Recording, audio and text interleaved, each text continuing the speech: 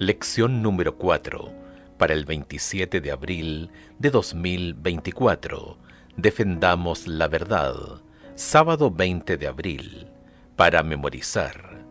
Como Moisés levantó la serpiente en el desierto, así es necesario que el Hijo del Hombre sea levantado, para que todo el que crea en él no se pierda, sino que tenga vida eterna. Juan capítulo 3, versículos 14 y 15. La ciudad bíblica de Esmirna, mencionada en el Apocalipsis, aún existe actualmente. Esta antigua ciudad, de unos 100.000 habitantes, prosperó a fines del siglo I y el siglo II. Era una ciudad pujante y extremadamente leal a Roma. Una vez al año se ordenaba que todos los ciudadanos de Esmirna quemaran incienso a los dioses romanos. Evidentemente, en el siglo II, Esmirna tenía también una próspera comunidad cristiana, y muchos no iban a acatar esa orden. Policarpo, uno de los primeros dirigentes de la Iglesia, fue martirizado en la plaza pública de Esmirna, quemado en la hoguera por negarse a traicionar a su señor, quemando incienso a los dioses romanos. Cuando se le exigió por última vez que renegara de Cristo, el anciano respondió: 86 años lo he servido y no me ha hecho ningún mal. ¿Cómo puedo hablar mal de mi rey que me salvó? A lo largo de los siglos, hombres y mujeres han estado dispuestos a sufrir el martirio antes que renunciar a su fe en Cristo. Su sacrificio reaviva nuestro coraje. La historia de su compromiso con Cristo renueva el nuestro. Esta semana examinaremos algunos principios bíblicos que motivaron a los valdenses y a los reformadores posteriores, como Hus y Jerónimo, a permanecer fieles al Señor como fuera, incluso bajo la amenaza de muerte del mismo poder que mató a Policarpo, Roma, pero ahora en su fase papal. La lección de esta semana se basa en el conflicto de los siglos, capítulos 4 al 6. Domingo 21 de abril. Perseguida pero triunfante. Escucha Daniel capítulo 7 versos 23 al 25 y Apocalipsis capítulo 12 versos 6 y 14. ¿A qué periodos proféticos se refieren estos pasajes? Daniel capítulo 7 versos 23 al 25. Dijo así: la cuarta bestia será un cuarto reino en la tierra, el cual será diferente de todos los otros reinos, y a toda la tierra devorará, trillará y despedazará. Y los 10 cuernos significan que de aquel reino se levantarán 10 reyes, y tras ellos se levantará otro, el cual será diferente de los primeros, y a 3 reyes derribará. Y hablará palabras contra el Altísimo, y a los santos del Altísimo quebrantará, y pensará en cambiar los tiempos y la ley, y serán entregados en su mano hasta tiempo y tiempos y medio tiempo. Apocalipsis capítulo 12 versos 6 al 14. Y la mujer huyó al desierto, donde tiene lugar preparado por Dios, para que allí la sustenten por 1260 días. Después hubo una gran batalla en el cielo. Miguel y sus ángeles luchaban contra el dragón, y luchaban el dragón y sus ángeles. Pero no prevalecieron, ni se halló ya lugar para ellos en el cielo. Y fue lanzado fuera el gran dragón, la serpiente antigua, que se llama Diablo y Satanás, el cual engaña al mundo entero. Fue arrojado a la tierra, y sus ángeles fueron arrojados con él. Entonces oí una gran voz en el cielo que decía: ahora ha venido la salvación, el poder y el reino de nuestro Dios, y la autoridad de su Cristo, porque ha sido lanzado fuera el acusador de nuestros hermanos, el que los acusaba delante de nuestro Dios día y noche. Y ellos le han vencido por medio de la sangre del Cordero y de la palabra del testimonio de ellos, y menospreciaron sus vidas hasta la muerte. por lo cual alegraos cielos y los que moráis en ellos. Ay de los moradores de la tierra y del mar, porque el diablo ha descendido a vosotros con gran ira, sabiendo que tiene poco tiempo. Y cuando vio el dragón que había sido arrojado a la tierra, persiguió a la mujer que había dado a luz al hijo varón. Y se le dieron a la mujer las 2 alas de la gran águila, para que volase de delante de la serpiente al desierto, a su lugar, donde es sustentada por un tiempo y tiempos y la mitad de un tiempo. Cuando el pueblo de Dios permanece fiel a él, Satanás se enfurece. A menudo sobreviene la persecución. El profeta Daniel describió un tiempo todavía futuro para él, cuando la iglesia medieval combatiría y quebrantaría al pueblo de Dios.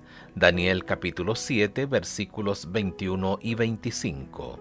El profeta Juan describió este mismo período como una época en que la iglesia de Dios se vio obligada a huir al desierto, donde sería sustentada por un tiempo, tiempos y medio tiempo.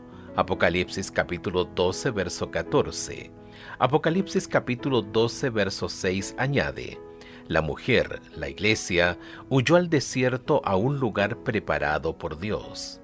El pueblo de Dios fue sustentado en el desierto.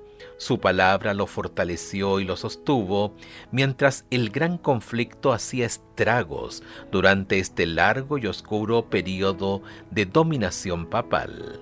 Dios tenía un lugar preparado para su pueblo. En los mayores desafíos de la vida, Dios siempre prepara un lugar para sus fieles seguidores. Durante los momentos de mayor prueba, su pueblo ha encontrado refugio en su amor y cuidado.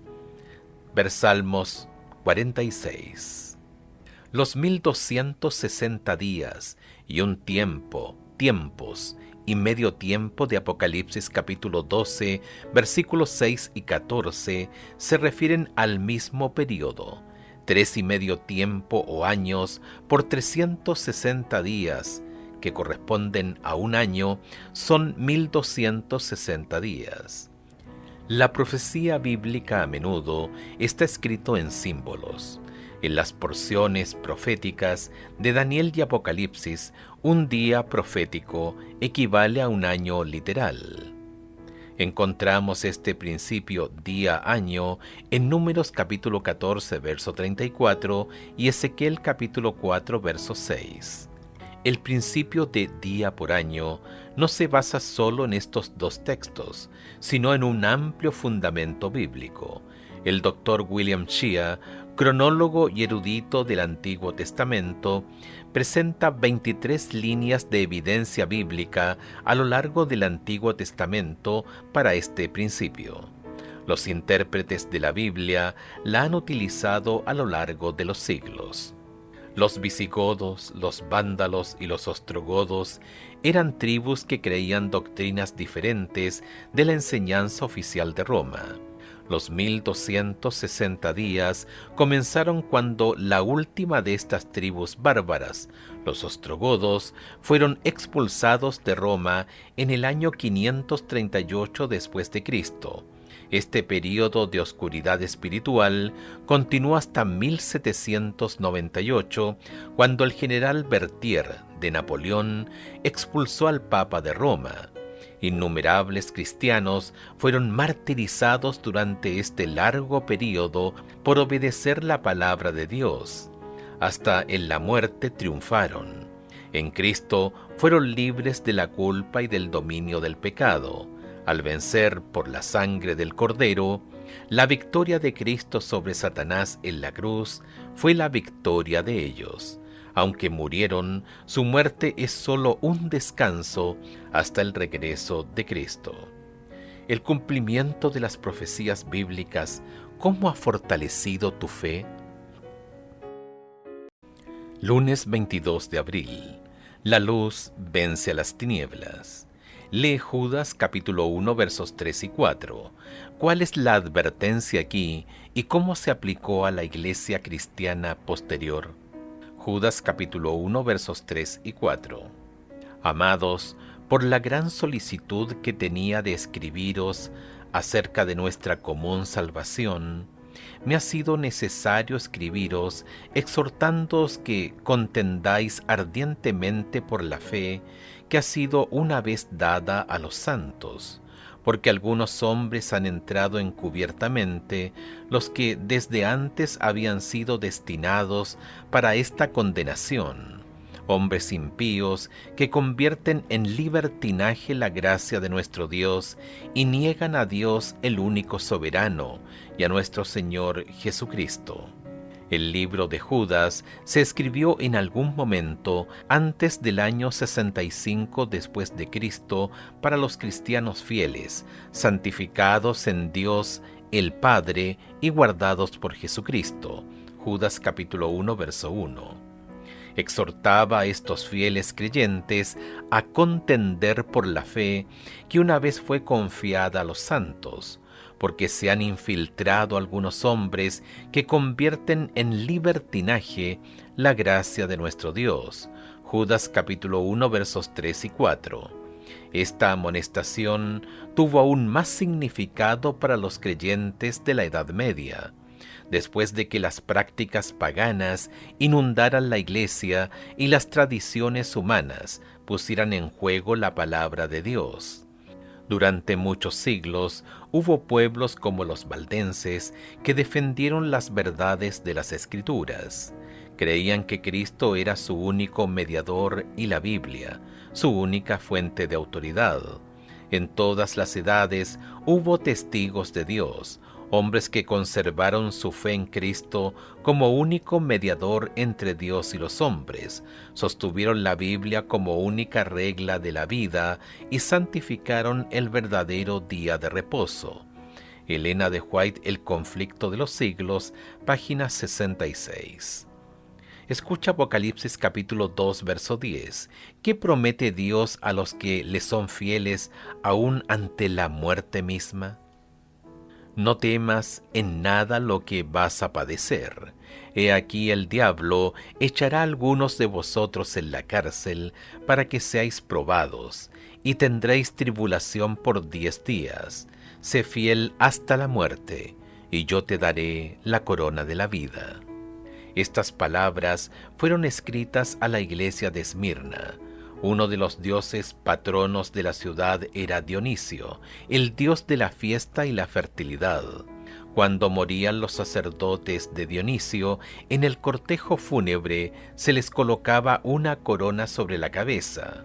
Juan contrasta esta corona terrenal que se colocaba en la cabeza al morir con la corona de la vida que se coloca en la cabeza de los que vencen a las fuerzas del mal. La corona de la vida se entrega a quienes soportan pruebas, dificultades, sufrimientos y la muerte misma por amor a Cristo. La corona de la vida inspira a estos fieles creyentes. La corona de la vida siempre motiva a los creyentes en circunstancias difíciles. Inspiró a los valdenses en medio del dolor y la persecución. Ellos sabían que un día verían a Jesús y vivirían con Él para siempre. La corona de la vida también nos habla a nosotros. Quizás ahora pasemos por pruebas, pero nos espera la corona de la vida si mantenemos nuestros ojos fijos en Jesús. ¿Qué te anima en tiempos difíciles? ¿Qué te asusta? ¿Qué promesas puedes reclamar para esos momentos? Martes 23 de abril. Valor para permanecer firmes. Compara Hechos capítulo 5 versos 28 al 32 con Efesios capítulo 6 versos 10 al 12 y Apocalipsis capítulo 3 verso 11. ¿Qué principio básico se encuentra en estos pasajes? Hechos capítulo 5 versos 28 al 32. Diciendo, ¿no os mandamos estrictamente que no enseñaseis en ese nombre? Y ahora habéis llenado a Jerusalén de vuestra doctrina, y queréis echar sobre nosotros la sangre de ese hombre. Respondiendo Pedro y los apóstoles dijeron, es necesario obedecer a Dios antes que a los hombres. El Dios de nuestros padres levantó a Jesús, a quien vosotros matasteis colgándole en un madero. A este Dios ha exaltado con su diestra por príncipe y salvador, para dar a Israel arrepentimiento y perdón de pecados. Y nosotros somos testigos suyos de estas cosas, y también el Espíritu Santo, el cual ha dado Dios a los que le obedecen. Efesios capítulo 6 versos 10 al 12. Por lo demás, hermanos míos, fortaleceos en el Señor y en el poder de su fuerza. Vestíos de toda la armadura de Dios, para que podáis estar firme contra las acechanzas del diablo. Porque no tenemos lucha contra sangre y carne, sino contra principados, contra potestades, contra los gobernadores de las tinieblas de este siglo, contra huestes espirituales de maldad en las regiones celestes. Apocalipsis capítulo 3, verso 11. He aquí yo vengo pronto. Retén lo que tienes para que ninguno tome tu corona. Una de las características distintivas de los valdenses y de cada uno de los reformadores era su absoluta lealtad a Dios, su obediencia a la autoridad de las Escrituras y su compromiso con la supremacía de Cristo, no del papado. Su mente estaba saturada de historias de fe y coraje del Nuevo Testamento. Con Pedro y los apóstoles podrán decir: es preciso obedecer a Dios antes que a los hombres. Hechos capítulo 5, verso 29. Comprendieron la admonición de Pablo. Por lo demás, hermanos míos, fortalézcanse en el Señor y en el poder de su fuerza. Efesios capítulo 6, verso 10.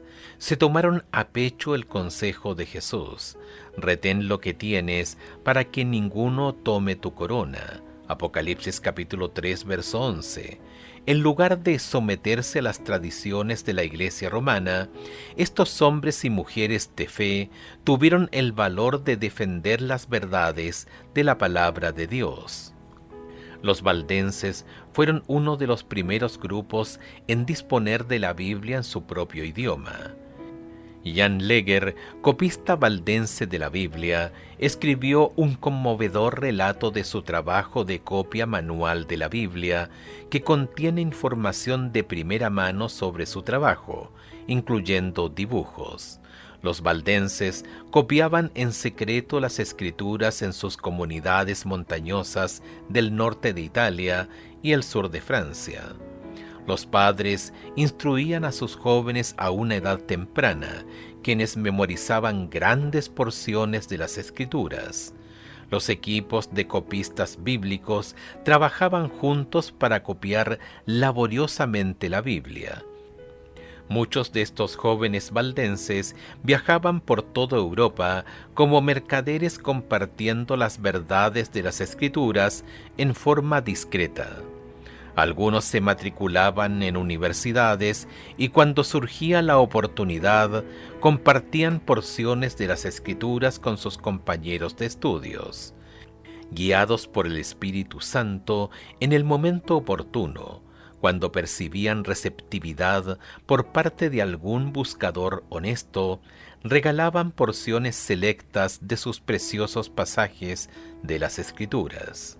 Muchos pagaron con la vida su fidelidad y devoción. Aunque los valdenses no entendían claramente todas las enseñanzas bíblicas, conservaron la verdad de la palabra de Dios durante siglos, compartiéndola con los demás. La senda de los justos es como la luz de la aurora, que va en aumento hasta llegar al pleno día. Proverbios capítulo 4, verso 18. Salomón compara el camino por el que Dios conduce a sus hijos como un sol que se eleva cada vez más.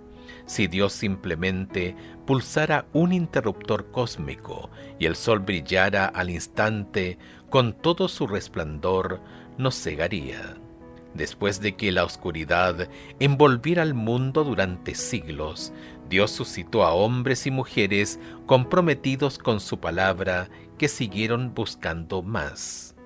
¿Cómo podemos nosotros, al reflejar la luz de Cristo, brillar en nuestra propia comunidad?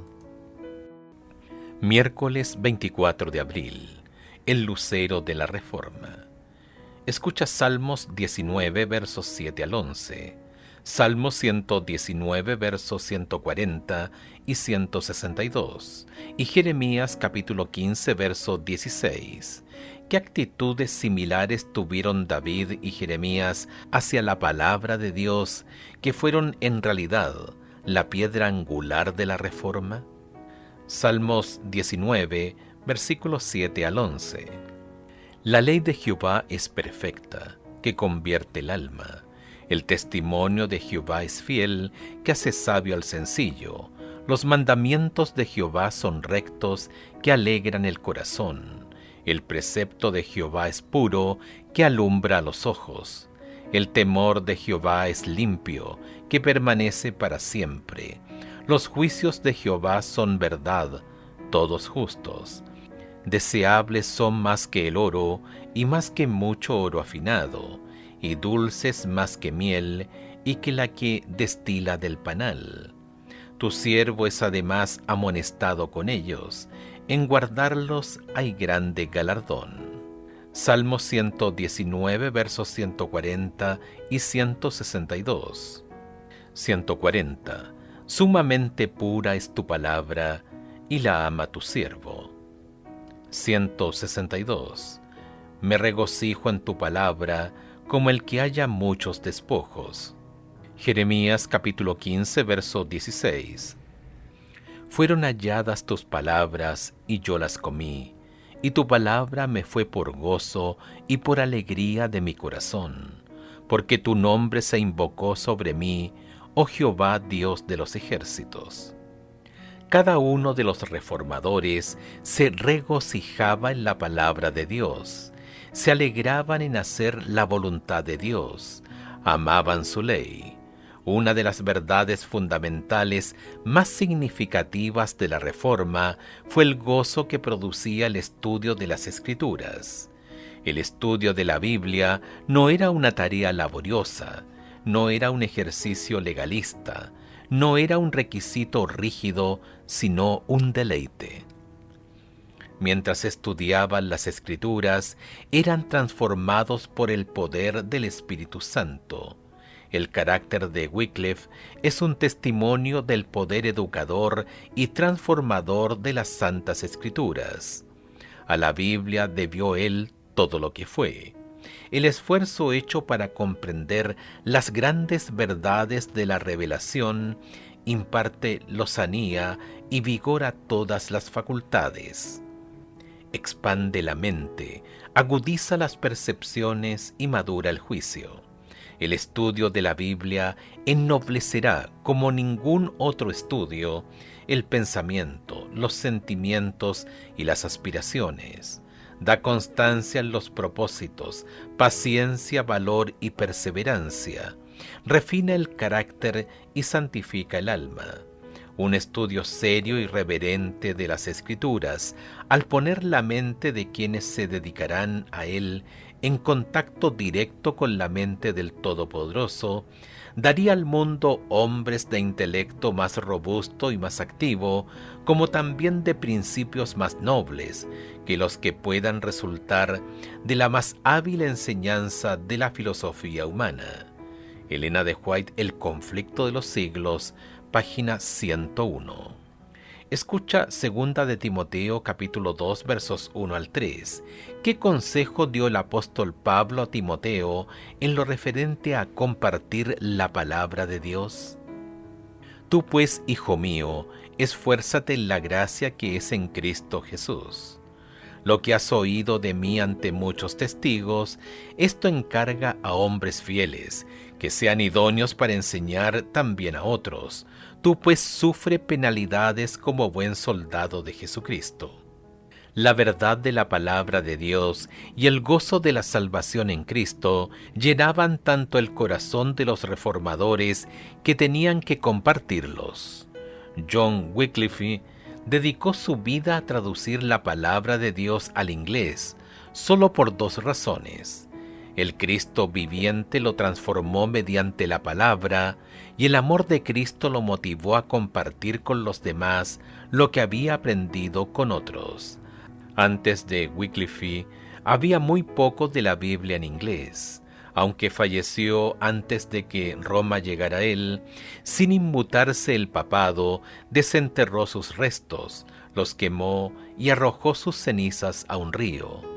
Pero así como el agua dispersó esas cenizas, así también la palabra de Dios, el agua de vida, se extendió a lo largo y ancho como resultado de su obra. Así lo usó Dios, el lucero de la Reforma. Jueves 25 de abril. Animados por la esperanza.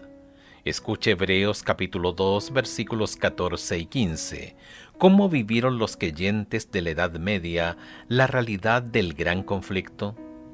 Así que por cuanto los hijos participaron de carne y sangre, él también participó de lo mismo, para destruir por medio de la muerte al que tenía el imperio de la muerte, esto es al diablo, y librar a todos los que por el temor de la muerte estaban durante toda la vida sujetos a servidumbre.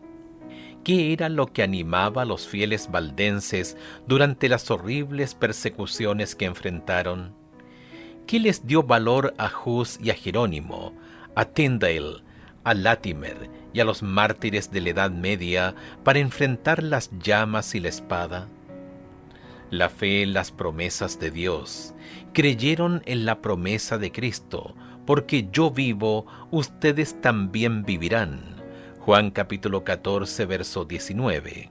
La fuerza de Cristo les bastaba para las mayores pruebas de la vida.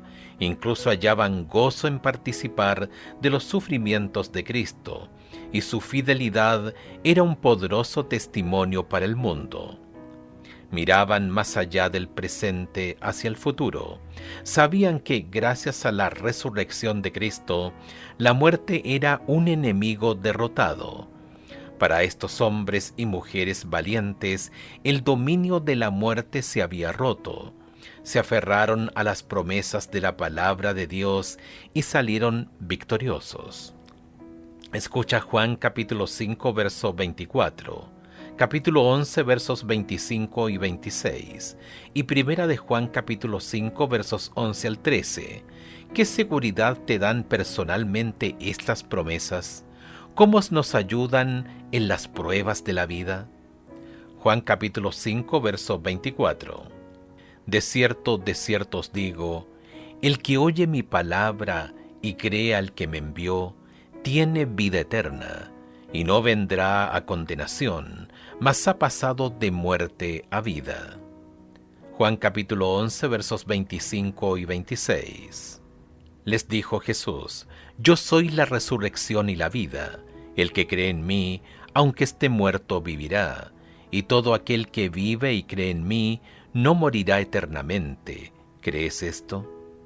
Primera de Juan capítulo 5, versos 11 al 13. Y este es el testimonio, que Dios nos ha dado vida eterna, y esta vida está en su Hijo. El que tiene al Hijo tiene la vida, el que no tiene al Hijo de Dios no tiene la vida.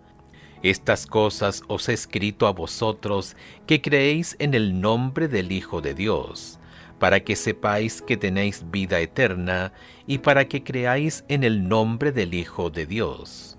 Juan Hus no vaciló ante la prisión, la injusticia y la muerte misma. Languideció en la cárcel durante meses. El frío y la humedad le provocaron una fiebre que estuvo a punto de acabar con su vida. Sin embargo, la gracia del Señor lo sostuvo. Durante las semanas de padecimientos que sufrió antes de su condena final, la paz del cielo inundó su alma. A un amigo decía, escribo esta carta en la cárcel y con la mano encadenada, a la espera de que mañana se cumpla mi sentencia de muerte, en el día en que por la gracia del Señor nos encontraremos otra vez gozando de la paz deliciosa de la vida futura. Sabrás cuán misericordioso ha sido Dios conmigo y cuán admirablemente me ha sostenido en medio de mis tentaciones y pruebas. En la lobreguez de su calabozo previó el triunfo de la fe verdadera. Elena de White, El conflicto de los siglos, página 115. La amonestación del apóstol Pablo nos habla con mayor relevancia en la actualidad. Mantengamos firme la esperanza que profesamos, sin fluctuar, que fiel es el que prometió. Hebreos capítulo 10, verso 23. Así como las promesas de Dios sostuvieron a su pueblo en el pasado, también nos sostienen a nosotros hoy. ¿Qué significaría perder todo por Cristo? ¿Qué perdemos realmente en definitiva? Ver Marcos capítulo 8, verso 36. ¿Qué lecciones podemos aprender de los valdenses y de los reformadores que puedan sostenernos en el conflicto final de la tierra? Viernes 26 de abril, para estudiar y meditar. Comillas, Dios permitió que una gran luz brillara sobre las mentes de estos hombres elegidos, revelándoles muchos de los errores de Roma, pero ellos no recibieron toda la luz que debía ser comunicada al mundo. A través de estos, sus siervos, Dios fue sacando a su pueblo de las tinieblas del romanismo, pero tenían que arrostrar muchos y muy grandes obstáculos, y Él los conducía paso a paso según los permitían las fuerzas de ellos. No estaban preparados para recibir toda la luz al mismo tiempo. Esta los habría hecho retroceder como habrían retrocedido con la vista herida, quienes, acostumbrados a la oscuridad, recibieran la plenitud gloriosa del sol del mediodía. Por consiguiente, Dios la reveló a los guías de su pueblo poco a poco, tanto como podía ser recibida por la gente. De siglo en siglo, otros fieles obreros seguirán conduciendo a las masas y avanzando cada vez más en la senda de la reforma. Elena de White, El conflicto de los siglos, página 110. Comillas, en otra carta que escribiera a un sacerdote que se había convertido al Evangelio, Hus habló con profunda humildad de sus propios errores, acusándose de haber sido afecto a llevar hermosos trajes y de haber desperdiciado horas en ocupaciones frívolas. Luego añadía estas conmovedoras admoniciones: que tu mente se ocupe de la gloria de Dios y de la salvación de las almas, y no de la adquisición de prebendas y bienes temporales. Cuida de no adornar tu casa más que tu alma, y sobre todo, cuida del edificio espiritual. Sé piadoso y humilde con los pobres, y no consumas tu dinero en banquetes. Si no corriges tu vida y te abstienes de superficialidades, temo que seas severamente castigados como lo soy yo. El conflicto de los siglos, página 113. Preguntas para dialogar. 1. ¿Qué es la luz que va en aumento? ¿Por qué Dios revela la verdad gradualmente?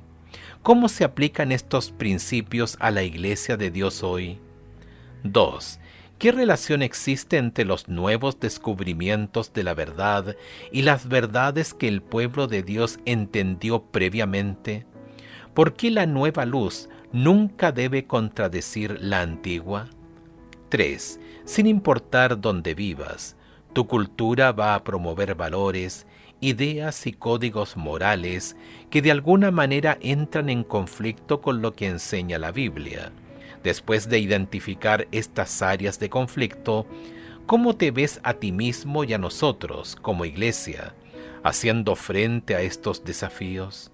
¿Cómo podemos continuar siendo buenos ciudadanos sin sucumbir a los valores deformados que proclama nuestra cultura? 4. ¿Cómo influye la carta de Juan Hus en tu forma de pensar hoy? ¿Qué te impresiona de esta carta?